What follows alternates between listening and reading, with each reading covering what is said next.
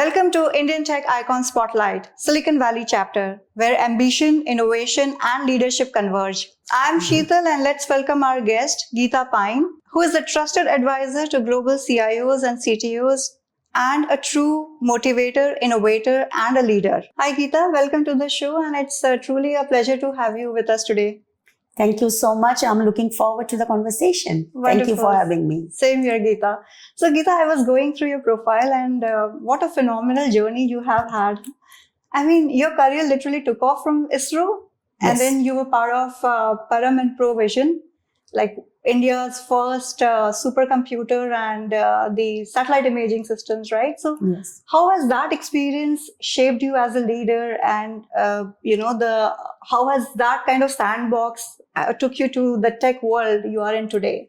Yeah, thank you so much. I mean, it has been a very, very long time. But as you say, you start from the very beginning. So yes, I did start as a software engineer. I'm a computer science engineer by education. I started with Indian Space Research Organization. And back then, the reason we had to do a lot of innovation and build our, first India's indigenous supercomputer was because, scarcity is the mother of invention, they say. So we didn't have access to the, supercomputers that like the craze of the world. So that actually forced us because number one, we were working on satellite data, which involved like large volume of data, velocity and the veracity, like everything you can think about. And it required for really a lot of computing power, and algorithms have to be very sophisticated to make sense of the data. So when I was able to work on that kind of a really hardcore problem, and being able to work on India's first supercomputer like Param from Geeta Pyne, I think the fundamentals that I learned during that, not just working on Param, I would say working at ISRO, I would say number one, what I learned is first principle thinking. No matter how complicated the stuff is, you can always break down and into bite-sized chunks. So anything that sounds very complex, you are not thinking right, go back to the drawing board. So that has been ingrained in my memory, kind of how I operate. Number two is, it is really about a team sport. No company can be successful without this diversity of thought and experience. So we worked with like physicists, computer science, electronics engineer, mathematicians, you name it. All disciplines work together to really make something beautiful, right? And, thirdly, the software that you build, it has to be well thought through. It has to be resilient. It has to work. It has to function. It has to work at scale. Because once it is up in the air, very little correction you can do. So those were my three things that I learned, and that still shapes me today. Wonderful. And looking at your current role or the journey, like how it, progressed from ISRO to where you are today. Yeah, it's a very, very long journey. So, starting with ISRO as a software engineer, and I would say I worked across various industries, different roles, but mostly around engineering and architecture. What I have honed in is my craft and the craft of architecture, and which led me to leading architecture at various companies. And now I'm the chief architect and senior managing director for TIAA, which is a very large, company, financial services company, teachers insurance and annuity associations. We manage about $1.4 trillion asset under management. It's a very large conglomerate, and I have been there for 2 years. I think the way I have landed into this roles is really I've taken a lot of horizontal moves. I say not just lateral, vertical moves to get myself well rounded. And I think to be a good architect, and especially the chief architect, you have to be good in a various, few different crafts and skills, like whether for me it's a data, whether it is integration, whether it is AI, and ultimately what is the business problem you are solving. So be very, very good at your craft and the technical skills, but that's not enough. And what excites me more is it is all about the people. It is one side is the business, the other it is the people. It is a lot about influence without authority. So a lot of my work I have a team, but I influence across the company. So which is not an easy task to do. So that being very good at, be able to lead without authority, be able to rally up the organization, align them with the mission, and then be very crisp and clear and articulate. So communication, collaboration, curiosity, these are fundamental ingredients, and which I feel, I'm born with, or I'm naturally good at. I'm blessed to be good at.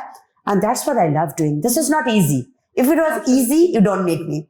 When the things are really hard and you have to push literally like the mountains, it's like the bull on the Wall Street, that's the kind of resistance you might get. Change is hard. So that's what kind of helped me throughout different companies. So I've worked for, Mount Sinai Healthcare. I've worked for supply chain companies like Arrow Electronics. I worked for cloud companies like, BMC Software, to VMware, to data management like Veritas, to financial companies like Intuit, to land here. So I think that diversity of experience and being able to break down complex problems. So don't tell me, anything can be done, and it will be done. And lastly, bring the people along the journey. And I think that's what I enjoy the most about my job. Yeah, that's a great insight, Geeta. Thanks for sharing that. Now, data is central to your role. So how do you see system architecture evolving with AI and Gen AI and agentic AI these days? So in upcoming years, how do you see the future? Yeah, I think obviously everything we do, like I started my career with ISRO, which was again dealing with satellite data. And over the years, everything we do is there is somewhere data. So I think what I see, especially the role of enterprise architect and chief architect, where we truly architecting the organization. The role, as we talk about AI, as you mentioned about generative AI, or today agentic AI, right? So the way you and I are conversing, tomorrow it might be an agent that is sitting here and having an equally important and, kind of conversation, understanding with reasoning and comprehending this kind of conversation with, which is real. So I think what I am seeing is getting more and more important is this role of enterprise architect. Because when we are talking about AI coming in, which is fundamentally data is the heart of, anything you drive insight with, but there is a lot of dependencies and interdependencies, be it do you have the right roles? Do you have the right security posture? Do you have the right identity? Do you have access control? And every company pretty much already probably exists. So you are building or transforming on top of an existing system, existing architecture, and understanding the intricacies, understanding the dependencies, understanding where you might be able to use AI, where it may not be still ready, is a job of the architect to really understand that. So I personally see AI is not only changing the craft of even every role, including enterprise architecture. So we are using, like in my day-to-day also, I'm using AI for whether decision making, whether generating design document, whether even architecture governance. Can I actually make a lot of pre-work, almost like 70% of my work, can I use the machines and the intelligence and the agents to do? And maybe I focus on more high value added work.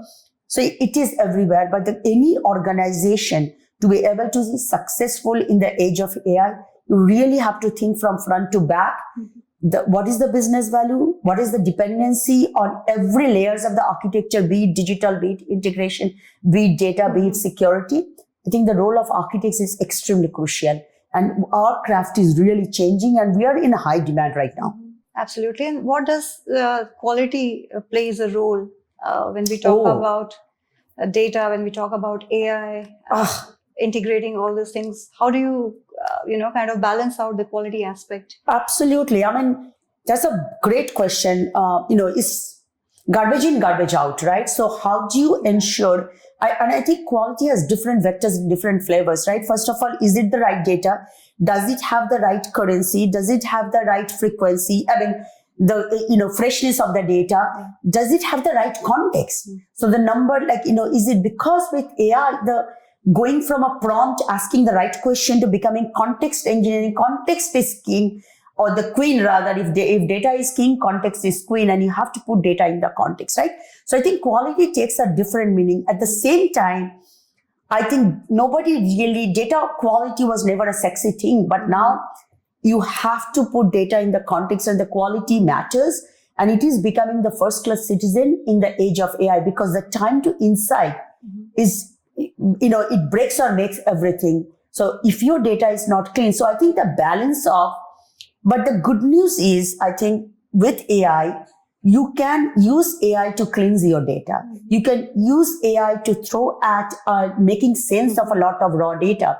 So the curation process, which used to take, from data capture to make, before you can make the data usable, it had an elapsed time. Now actually you can throw AI or agents even to raw data and train them enough to make sense of the data. Right. So I think it is a chicken and egg. Like you need clean data for AI. You can also use AI to cleanse your data. And we are doing a lot. I have a very small team, but how am I using AI to actually almost make the sense of the data in the right data and do 90% of my job? I'm able to use that. So very well explained. Thanks for sharing that insight with us, Geeta. Now, like talking about the Bay Area, you have been living here since I don't know, decades. Wonderful. And it's altogether a different vibe over here. Like a lot of startups, the energy, the VCs. So, yes. I mean, what makes it so kind of, special, or what vibes do you see personally over here? Yeah. I think that energy, right? The Silicon Valley, I think the willingness to, the art of the impossible, like, is there a problem? Can we solve it? I think that energy and the passion that there has to be a way, and the competition that we have here, right? We all human beings are, I think by nature, we are very competitive, right? I mean, there is very few people that, we always like to be on the top and do our, bring our A game. And I think Silicon Valley, this culture of like the startups and innovations that we see, I think it just brings that energy, and it is very infectious, right? I mean, I think you just walk in and you can go to, and this is the only place probably you can go to a coffee shop and have a conversation and talk about things that you haven't seen before, right? I think it's just whether you don't have to be the Google, the Facebooks, and all, the big companies. It starts everywhere, and I think that DNA, I think it's just in the.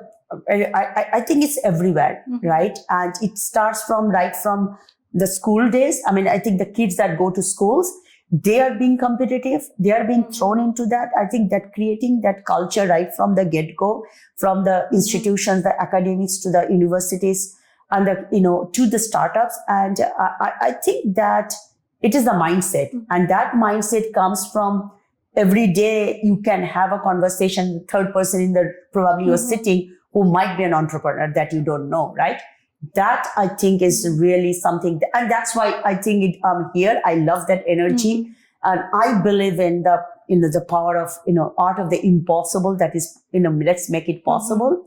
Impossible is I am possible, right? If you break impossible down, and that I see everywhere here. Absolutely. And the VCs and the culture, like, you just see you can't go into a conversation without thinking about a new way of solving a problem. So, Geeta, in your career, have you ever experienced setbacks, and what those setbacks have taught you? Yes. I mean, I would say many places, right? And I would say even like as a young engineer, when I worked at ISRO, right? Many a time we were pushing the envelope in research, and it could be the research that started in the lab. We could not take it all the way to production or scale. It's just not because of the lack of the problem. We didn't solve the right problem in the right way, but did we have the equipment to produce at scale, right? So I worked on like we mentioned about Param in the beginning, in the transmitter-based computer, and sometimes we would run into the challenges of like the scale at which we need to process the data. Maybe we were able to do that at a lab environment, but there was nobody to take that and produce at scale. The manufacturing did not happen, right? It used to be really heartbreaking to see that you can think about, you can imagine, and you can write the code, but there was no takers to build the at scale in the machines right? Until we got to maybe Indian manufacturers like HCL or somebody else came up forward, right? But I think what did we learn? That it is not enough to be able to solve a technical problem. You got to also understand product fit in the market, which I learned later in my career. As well as, is there an industrial aspect of, if you want to take it to like mass scale production, do you have the supply chain and the manufacturing pipeline in this case to be able to help you take your innovation from whiteboard to not just pilot, but taking from pilot to industry at scale, right? And thereafter, I think many places I have felt like, the setbacks are not, I think technology was least of the problem, like technically solving a problem, but how do you bring your organization along? How do you bring your partner and ecosystem? So thinking through, and which goes back to, again, it is a multidisciplinary sport, and having the right people in the right places to be able to support your innovation and incubation is so important. And which is why I spend my time with startups and the founders, because they are many a time, or even sometimes not even to articulate what is the problem you're solving. I get a lot of jargons. I was like, okay, like, so what, right? So I think that I have learned I'm still learning the art of storytelling. It is very, very hard because I'm a technology at heart and engineer at heart. So I can explain the techie stuff very easily. But how do you explain to the right audience the right problem? I think many a time, that's what is a learning process for me still. Oh, great examples and beautifully explained, Geeta. Now let's talk a bit about, I think you're involved in a lot of giving back to the community. So could you share a bit about that as well? Yeah, sure. I feel like, it is, we all got here where we are because somebody gave us a chance, right? So that's one thing I try to create through my every interaction. I'm a sponge, I'm learning at the same time. What is it that I am, able to provide, right? And I focus very intentionally on stuff which is my craft. My craft is, say, data technology architecture. So I try to contribute within that and grooming and mentoring people, because that brings me joy, helping, seeing somebody like, growing as like, nothing gives me as much joy as seeing like that like, shine, that light, coming up from somebody, whoever, girls, men, women, doesn't matter, right? So I do things like outside my work, balancing. I'm part of SIM Bay Area community, which is Society of Information Management. I'm in the board as well as in the programs community, where we bring like-minded people, and every month we talk about some relevant topics. I'm part of Gartner's C-level community. And again, I have been one of the initial proponent, like you don't see many chief architects in those. You see a lot of communities for CIOs and CTOs, but not for architects. I'm part of Global Chief Architect Network. So really promoting the craft of architecture. Even in India, in NASCOM, I'm working with some of my team members and peers to build chapters for architecture in NASCOM. Like NASCOM does so much incubation in India, but there is no chapter. So I'm promoting some of this craft over there. So that's kind of like, one is my craft. How do I curate that craft? How do I create more, champions of architecture? The other side is bringing, I would say, women in architecture, because you don't see, it is very lonely in women in architecture. I'm the chief architect. I have no women in my team. So my mission is to bring the more women into the craft too. So I do women in architecture, girls in tech, and so on and so forth. So those are kind of communities. But I try to balance, like, am I really helping, right? I do, startups and VCs, I work very closely with them. But again, narrowing down the scope of the startups with the craft that I can add any value, right? Is it a data? Is it an AI? Is it an integration? The things that I feel that at the end of the day, did I make a difference to that person I spend the time? I'm privileged to spend the time, but did I actually contribute and add value in that? No, wonderful. And you have a busy schedule, like completely packed, like serving the community, working, and then you manage a global team. So do you ever get a me time for yourself, like over the weekends, and what you prefer to do during that time? Yes, me time is very, very important, right? If I can't, energize and refuel my energy, I won't be able to give back, right? I would say my me time is also, besides my physically staying like active, is also through this kind of like the conversation that I'm having with you, conversation that I have with people that are genuinely interested. I get oxygen from there. And in this community is also like when I go and meet the VCs or startups or my peer networks, I get actually recharge myself for that. And that gives me the oxygen to go back and do mundane tasks that I have to do just because, it's a part of the life, right?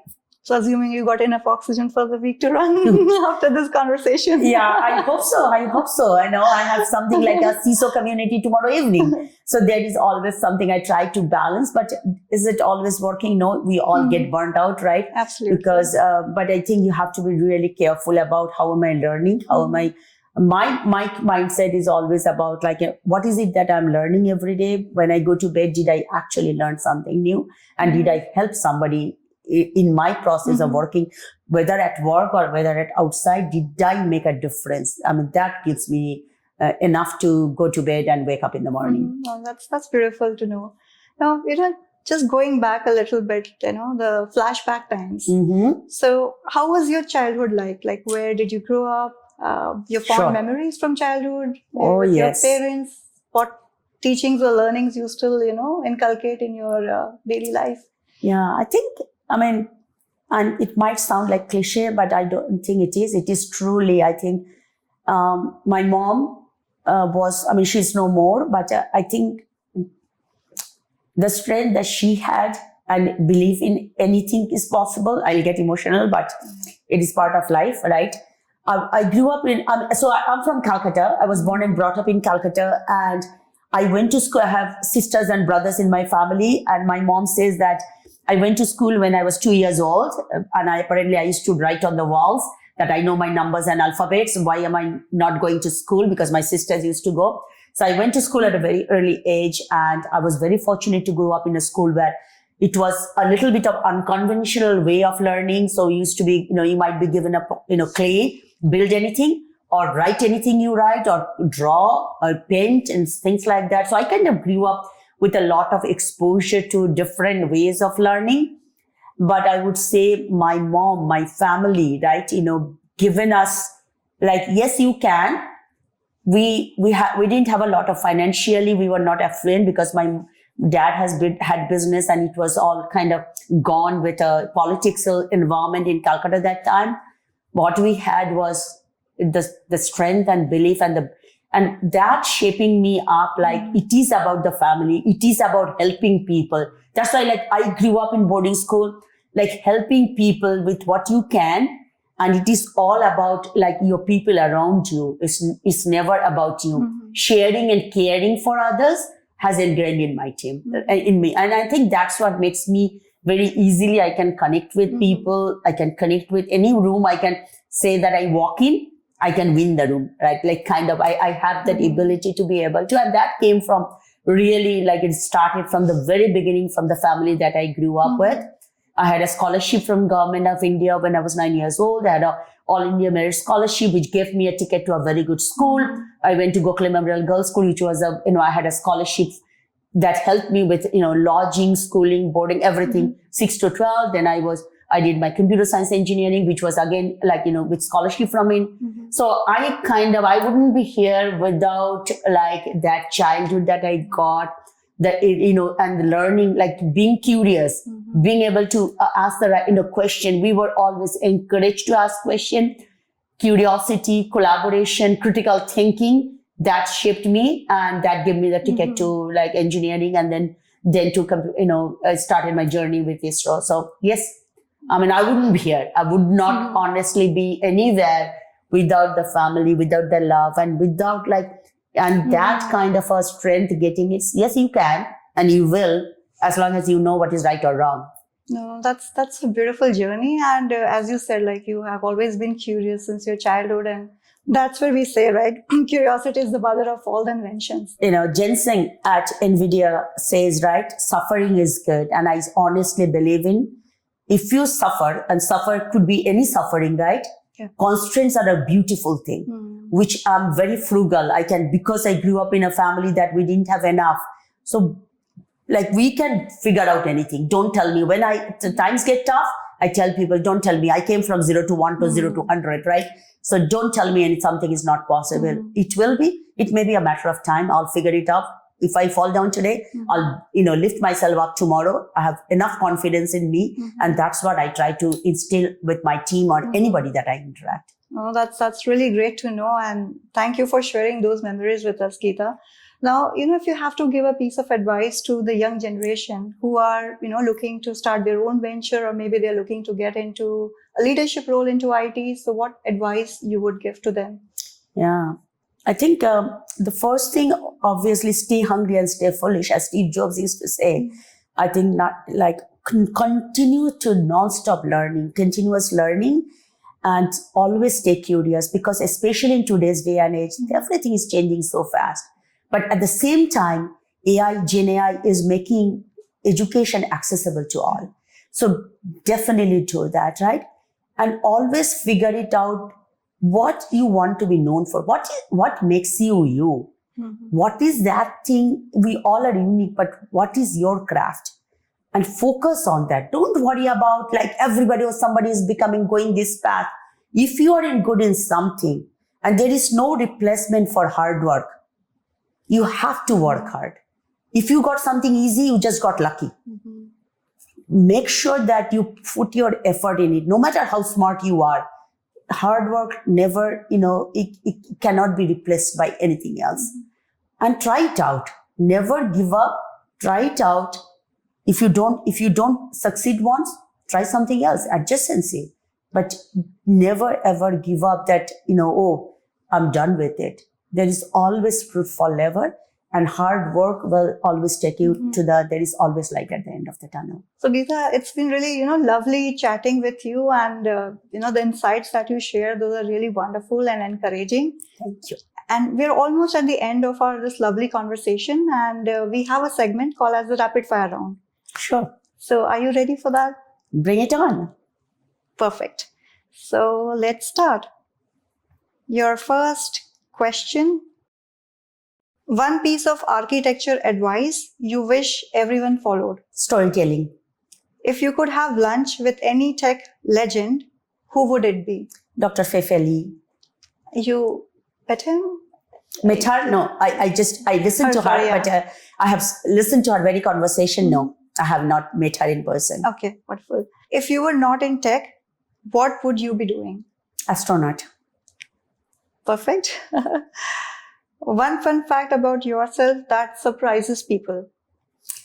I'm a vegetarian. I'm a Bengali, but I'm a vegetarian. I don't eat fish. I don't eat rice. I don't eat rasgulla. I don't eat mishti dahi. So that definitely surprised me right now, right here.